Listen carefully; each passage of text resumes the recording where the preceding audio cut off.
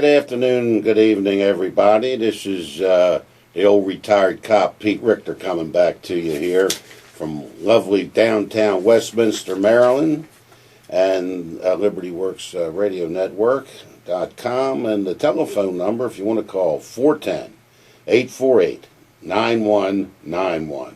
That's 410-848-9191. We got a lot to talk about. It's a lot going on. And I like to talk about that other side of the badge that the people don't understand is going on with the cops.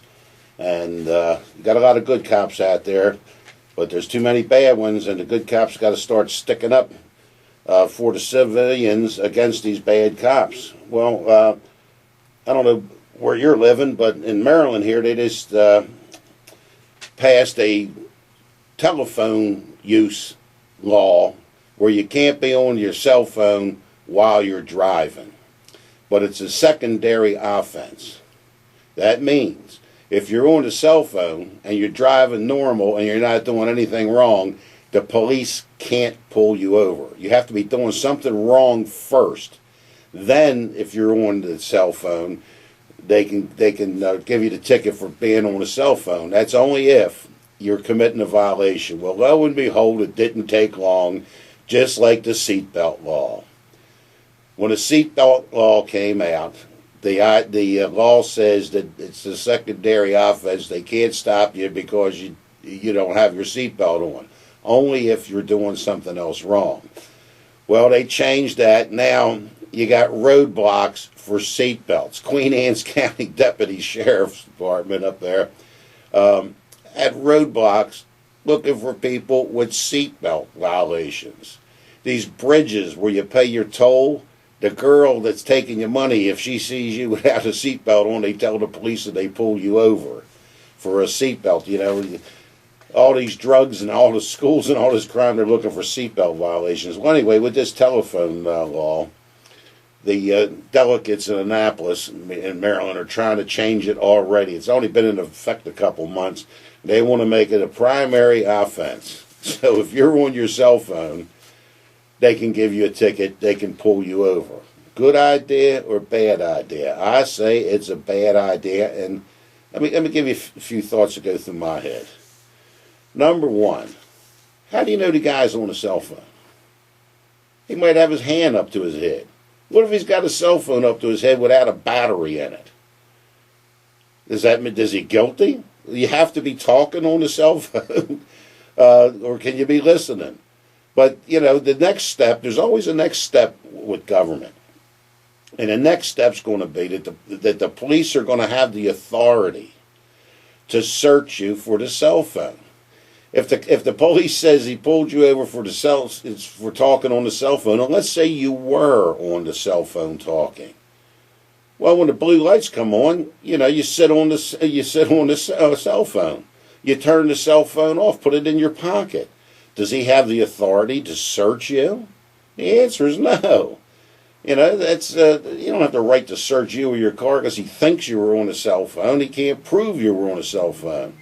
So they'll be interrogating you, and the next thing they'll have the authority to go through your car, grab your cell phone. If they get your cell phone, and they'll be going to see who you talk to, who you got in your phone book and your cell phone, and all this is wrong. This is the United States. You should be able to motivate around without being harassed by the police. Now, I agree, and I have a Bluetooth. I agree that you shouldn't be driving with one hand holding a cell phone up to your head. That it's safer to drive with the Bluetooth or the earphone. Everybody knows that. But there are people that can drive with that cell phone up to their head. And, you know, the cops are driving down the street with these computers that are punching in tag numbers while they're driving. Now, tell me that's safe. Of course not. So, just one more law to get into the little guy. Seatbelts first, and now telephones. Unbelievable. Now, you know, of course the guy's driving like he's crazy. Pull him over. Give him a ticket. Give him 2 tickets if he's on a cell phone. Give him 3 if you don't have a seatbelt on. But good-looking little girl, 3 o'clock in the morning, is going to be pulled over by one of these hot dogs somewhere, and that's where the problems all will start from. But anyway, here's one I got out of the newspaper. You're going to like this. Ex-cop gets 4.5 years in torture case. A retired cop from Chicago. According to the paper here, his last name is Burge, B-U-R-G-E, and he was a decorated, high-volume lockup artist and conviction artist. Well, what he was doing was suffocating people, electrocuting them, beating them on the head with the telephone books, all this kind of stuff to get people to confess. And that's terrible. You know, if you're innocent, they ought to investigate to prove you're innocent, not just get an idea in your head that you're guilty and then torture you. And anyway, they let a lady out of jail, or a fellow that was in jail, for a 1987 fire that killed 7 people, including his wife and his son. And that guy was pardoned. And the judge couldn't understand why this Detective Burge, was torturing people to get convictions. Well, it's simple. If you're a cop, you know what these guys do. Number one, being in these specialized units, you're not handling calls, you're not in uniform, you got a plainclothes car. You can eat all the donuts you want without people laughing at you. And they want to stay in these squads. So to stay in these squads, you got to produce. Well, what a better way to produce than to get people, to torture people, to get them to confess. It looks like, man, everybody you lock up is guilty, and you can prove it because you're this ace police. Well, this is wrong, and this guy retired from Chicago. He's no kid. He's been around for a long time, and you know the other cops knew he was doing this. He wasn't in them rooms interrogating people all by himself. And it was complaint after complaint after complaint against this guy. Most of them black people, too. But I guess a lot of people don't think blacks are equal. But I think they're equal. I think everybody in this country that's a legal citizen is equal and should be afforded the best that law has to offer. And at least that's what I think. I don't know how many people agree with me anymore, but that's what I think. And we had Martin Luther King Day was this week. And I don't know anybody that can disagree with what Martin Luther King said.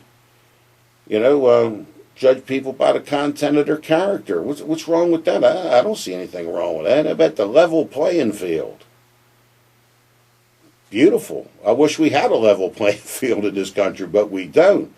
And it was unlevel with the blacks and the whites. Everybody knows that, but it's unlevel with the powerful and the powerless too, and the money guys and the poor people.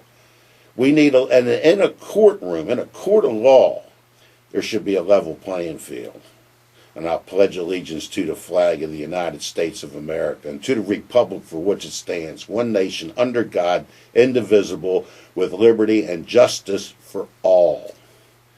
Justice for all. Justice means equality, fairness. We don't have that in the court system anymore. These state's attorneys are so out of control, it's pathetic with this plea bargaining. They're constantly plea bargaining. Now, who are they? They're the law? They're judge, jury, and everything else? It shouldn't be that way, ladies and gentlemen. We all know that. But that's the system we got. And I think his name was Mai Fong. That was the state's attorney involved with the Duke lacrosse team. He decided them guys were guilty, and he proved it. At least he tried to prove it anyway. And that law needs to be enforced with justice. And if it's enforced with justice and we got a level playing field, what's the argument? There is no argument. But it's not fair, and that's the problem. And I think I'll talk a little bit about Martin Luther King tonight. The riots of '68. I was a young police in '68, and they knew the riots were coming. When Martin Luther King got killed, all the police departments all over this country were worried.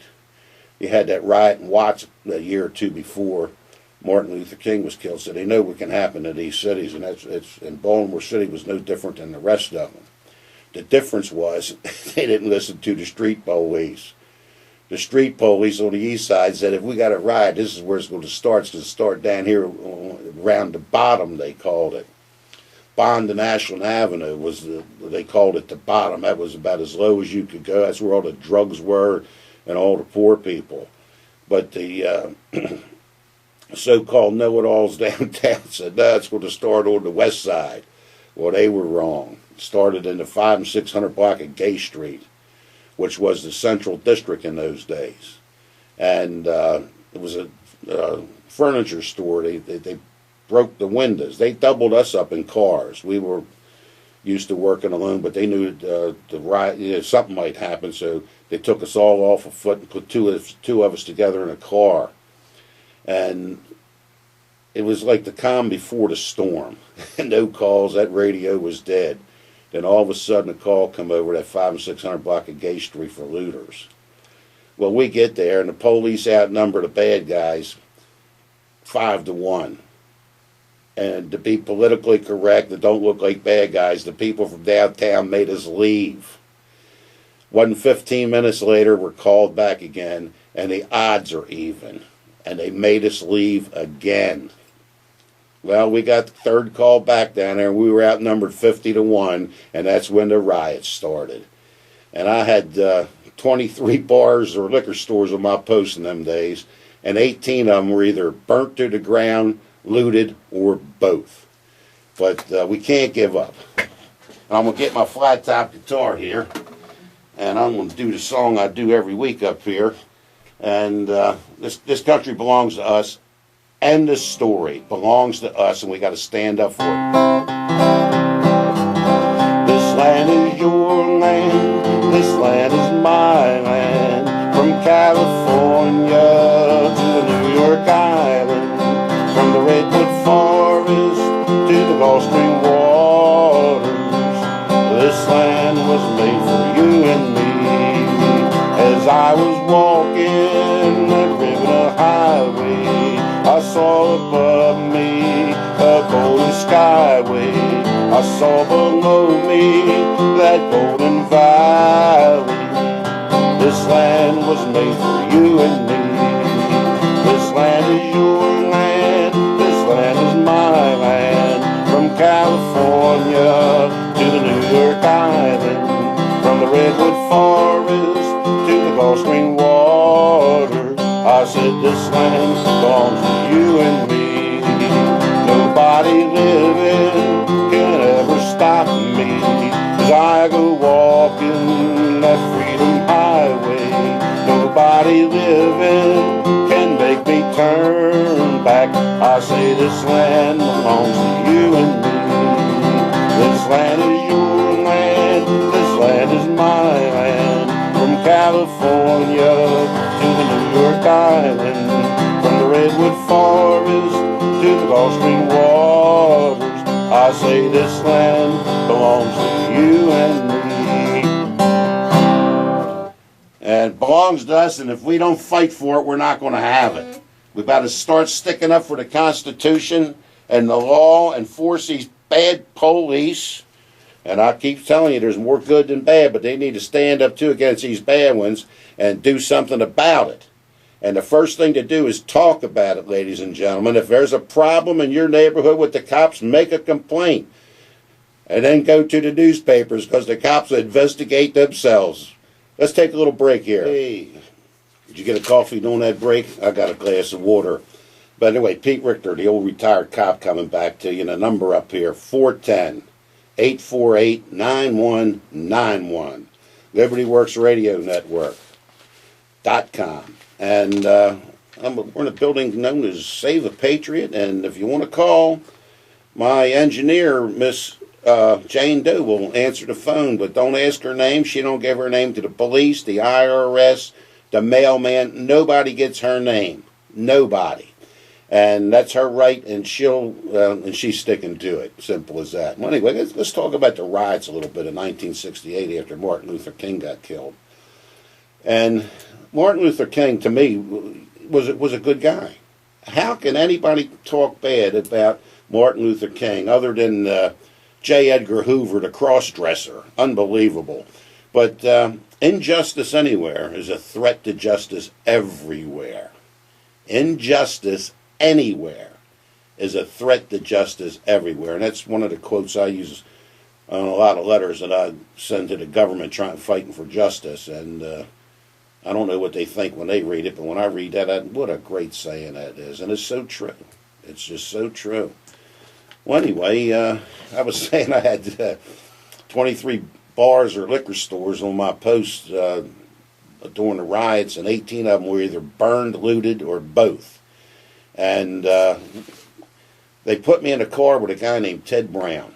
And Ted Brown was a good guy. He's about 6'2", 215, 220, somewhere in there. And he was a footman with me up in the Eastern District. And Ted Brown had a nose that it's unbelievable, this guy's nose. And if you looked at a parakeet kind of like from the side, but add a lot more volume, that was Ted's nose. And when people met Ted, their eyeballs went right to his nose.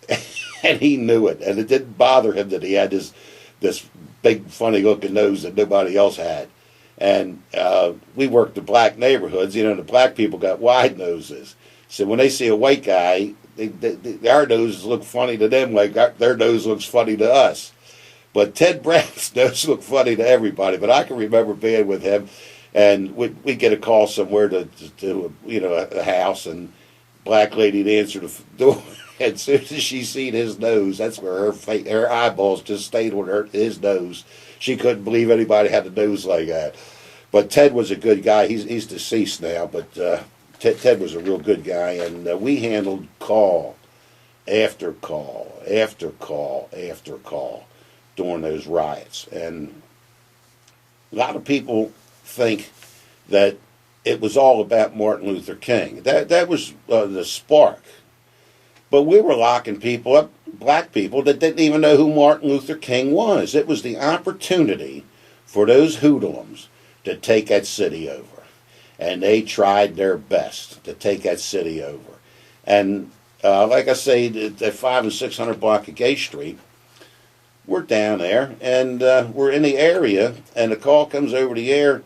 There's a deuce and a half. It's like a big truck, steak body kind of, they would sell produce on, full of bricks. And the hoodlums are on this truck, and they pull up to a store and throw a brick through the window, and then the looters would go. It was like, like party time for a lot of people, because the police were outnumbered. We had, I think, 3,300 police in the whole city in them days, and they weren't all in uniform. And this is before the National Guard came in to help us, and the Maryland State Police, but they could have stayed away. They were useless. But anyway, we didn't have walkie-talkies in them days. So we had some few walkie-talkies. The sergeant had one.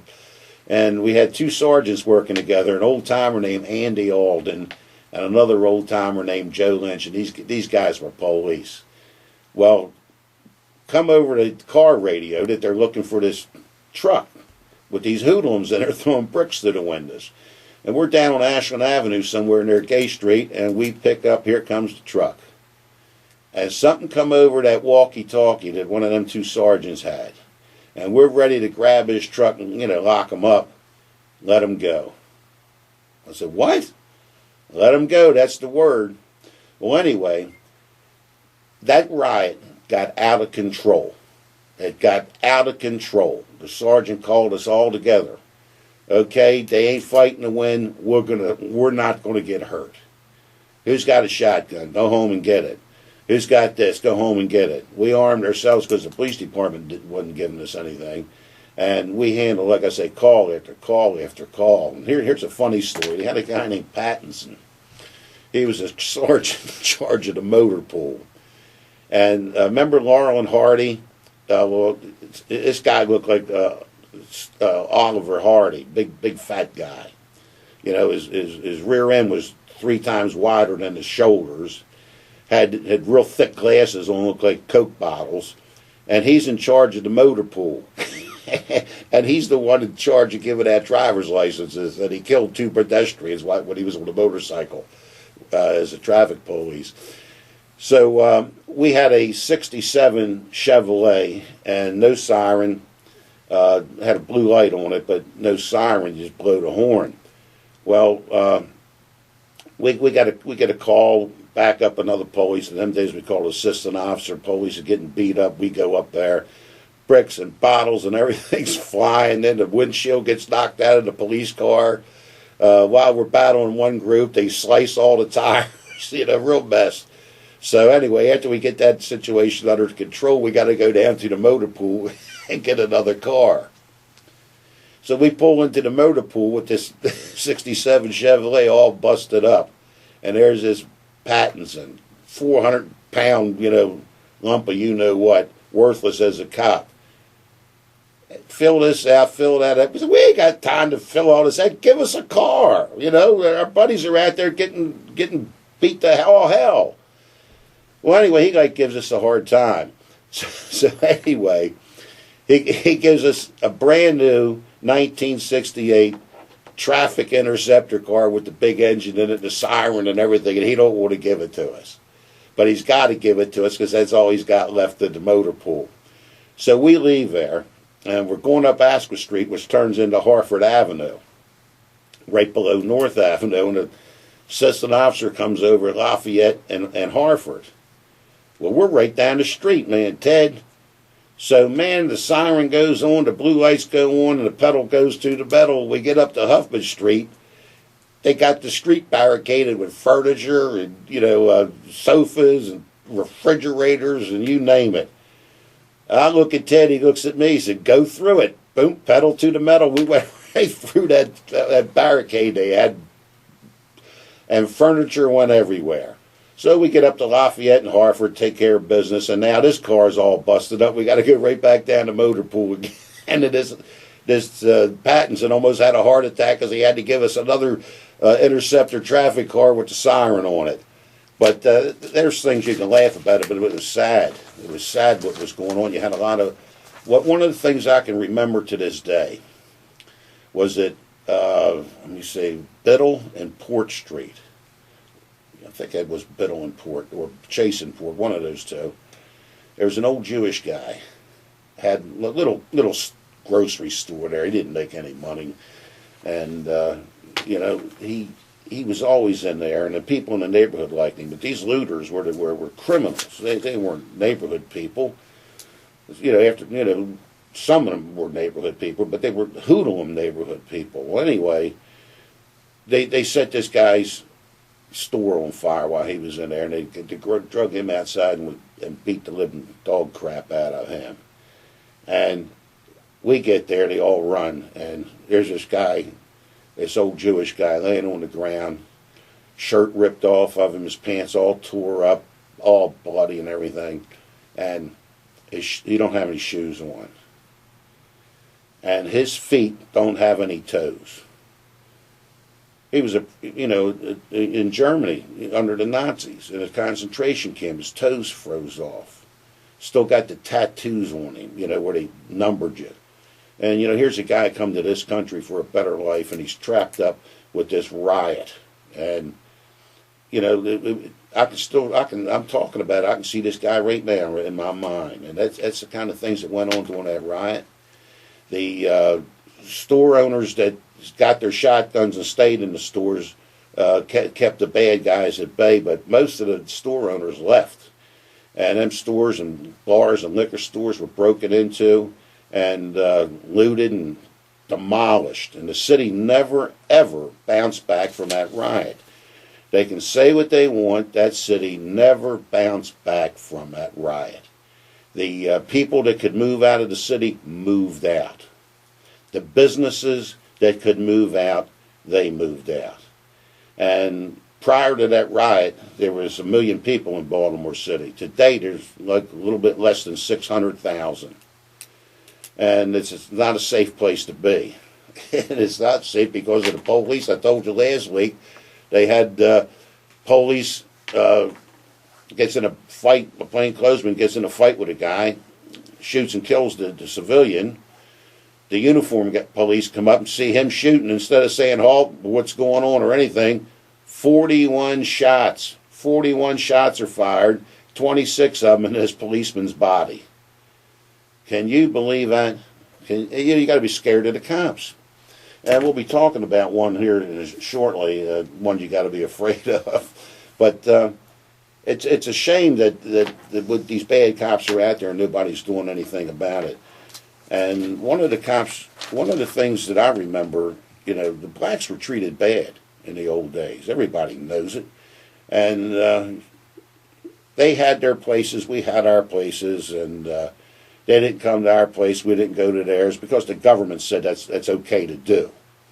And that's how it was. But once you got to know a black guy, or a black guy gets to know a white guy, you forget what color they are. And I can remember an old-time police named Herman Talbot. Herman was black, Korean War veteran, and a police. And they wouldn't put a white guy and a black guy in a radio car together in the old days. They wouldn't let a black guy work a white neighborhood.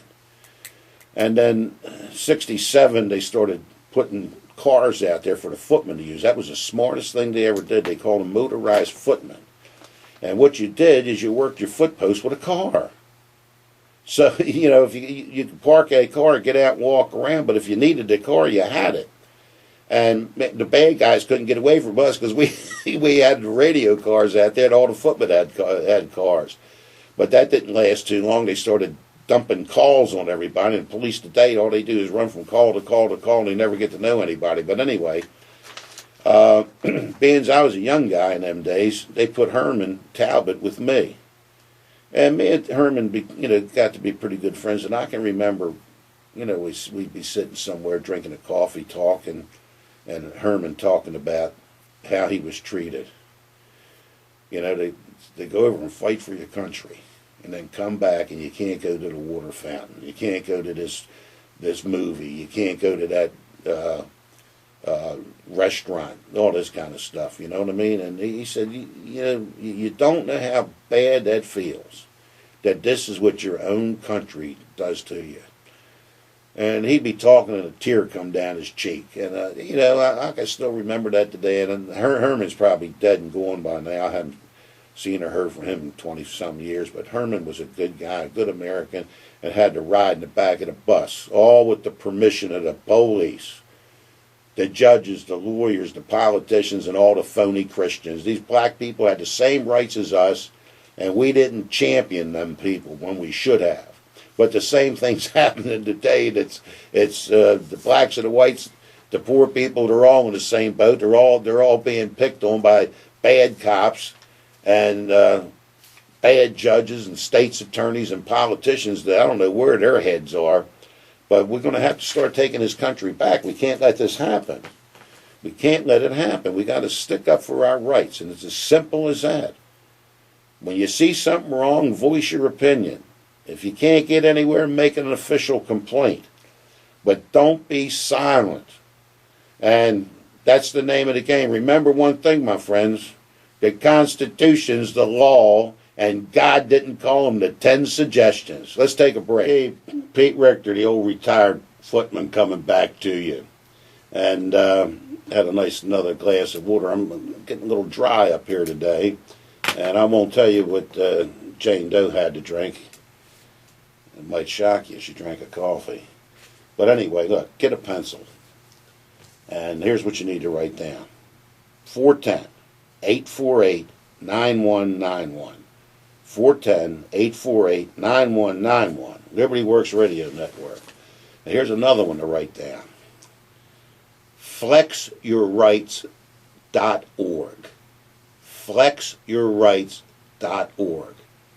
Billy Murphy puts that DVD out instructing you how to protect yourself from the police. And Billy Murphy, if you don't know him, his father was a judge in Baltimore City. Billy Murphy became a lawyer and a judge. Now he's back into private practice, and He's a trial lawyer, and he knows how to be a trial lawyer, this Billy Murphy, believe me. His father was a good judge, too. And I knew the father, Billy, I don't know if you remember me, but I remember him when he was running around as a lawyer. I don't remember him as a judge, but he's back being a trial lawyer, and he's got this flexyourrights.org. You can get a DVD from him, and I don't get anything from it. But I don't know what he charges or what. But if you want to know how to protect yourself from the bad cop, not the good cop, the bad cop. And the good cop stops you like this. Yes, sir. Yes, ma'am. Can I see your license and registration cards, please? I stopped you for driving 50 miles an hour and a 35. The bad cop says stuff like, do you know why I stopped you? Well, what's the answer? Well, the answer is, better be what he wants to hear. You better not say to him, you stopped me because I just bought a dozen donuts and you want one. You could say that, but he's going to get mad at you. And who knows what he's liable to do then. But that's what them bad cops do. They're on these fishing trips. They want to stop you, turn that stop into some sort of an arrest if they can. But anyway, here's a good one for you. Family of Marine shot by city officer sues for $270 million. Okay, and it's I'll just go through this. This is a newspaper article. They got a off-duty Baltimore City Police is accused of shooting a Marine outside a Mount Vernon club last summer. And they're saying he shouldn't have been on the police department in the first place because he's a bad guy. And lo and behold, they can prove it, I think. Officer, I can't even say this one, Gahiji Deshambe.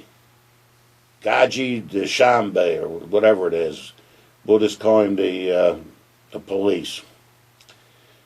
They charged him with first-degree murder in the shooting of Mr. Tyrone Brown, 32.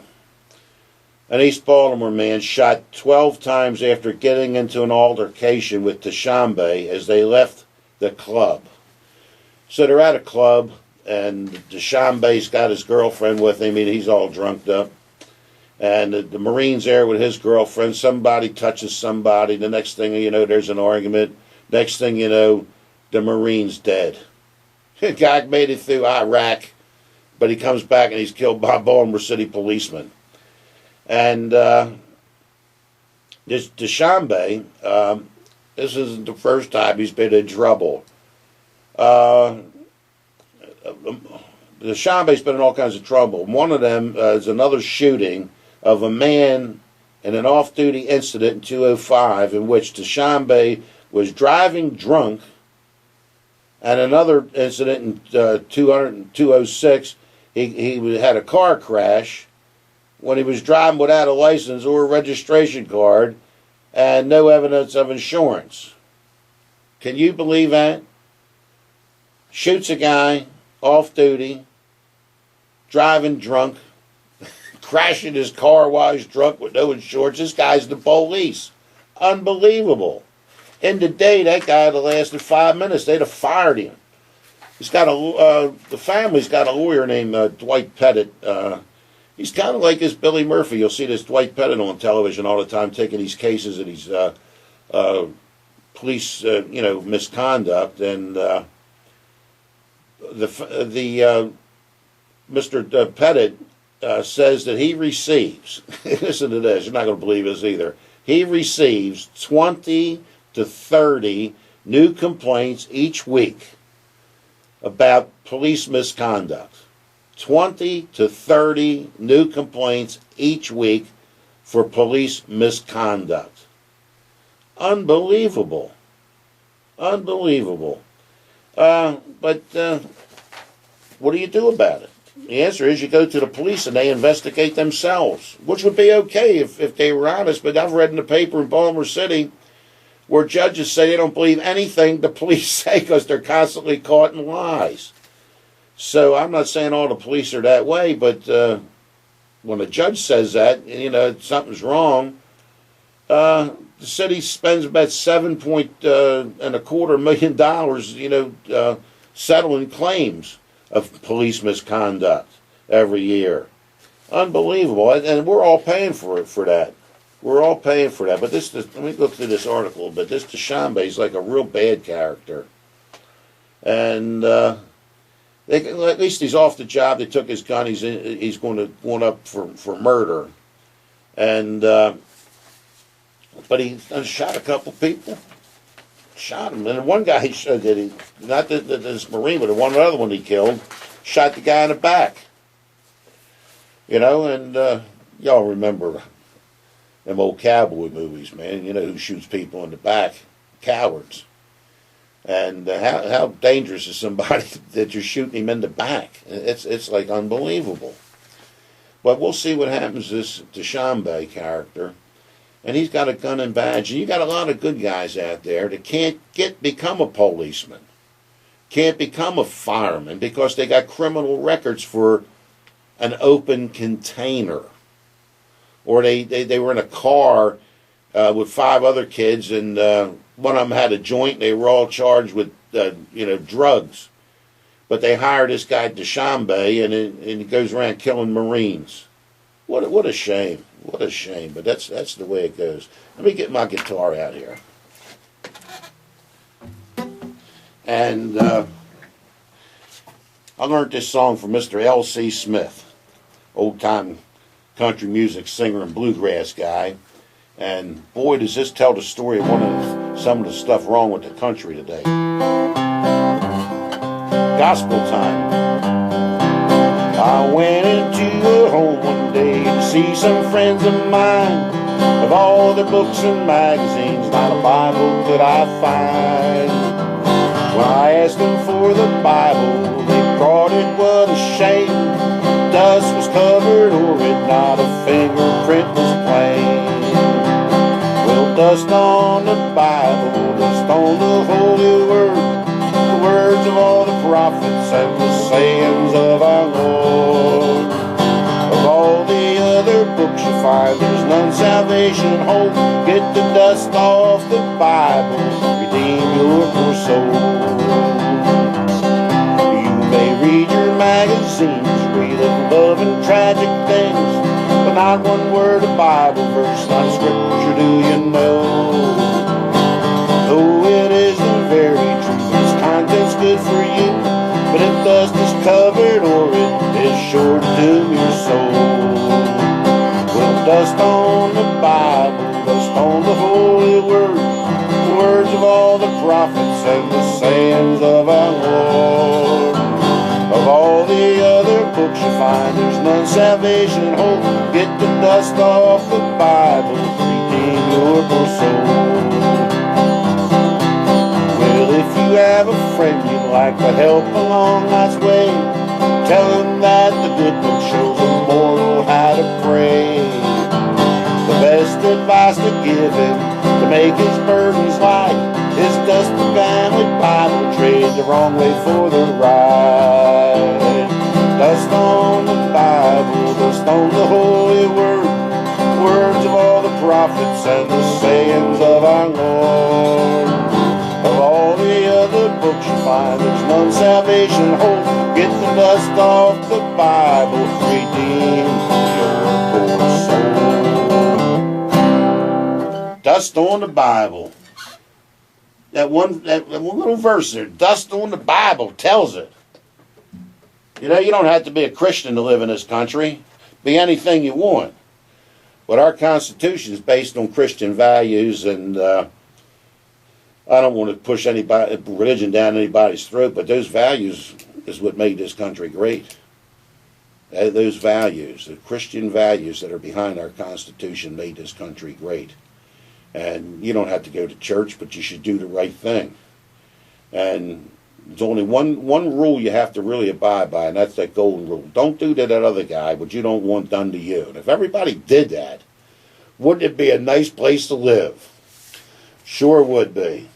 But we got to start standing up for our constitutional rights, and we got to start standing up against these politicians, these judges, state's attorneys, and police that are out here circumventing the law. They There's a television show comes on, Judge Napolitano, I think's his name. He was saying the other night how the police are above the law. They're out here doing all kinds of crazy stuff, and they get away with it. Get away with it. It's just unbelievable. Unbelievable. I reported to Maryland State Police for having sex with a 16-year-old girl while he was on the clock. They did absolutely nothing. They don't even call you back. It's just unbelievable. But, oh, Cliff on the line for me. How you doing, Cliff? I can't hear you, Cliff. Speak up. Oh, I hear you now, Cliff. Go ahead. I hear you. Yes, I am. Good.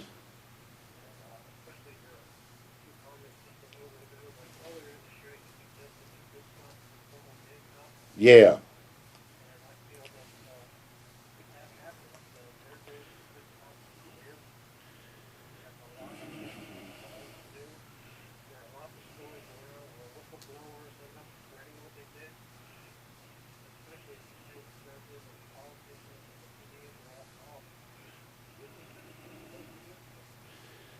That's, well, you hit the nail on the head there, Clifton. Every whistleblower that opened his mouth against the government wound up holding the short end of the stick. And it's the same thing with the good cop. If the good cop opens his mouth, he'll be ostracized by the other cops. They will shun him. They'll give him the worst place to work. They'll give him bad evaluations, and his life will be hell on that police department. And that's one of the reasons a lot of these cops don't speak up.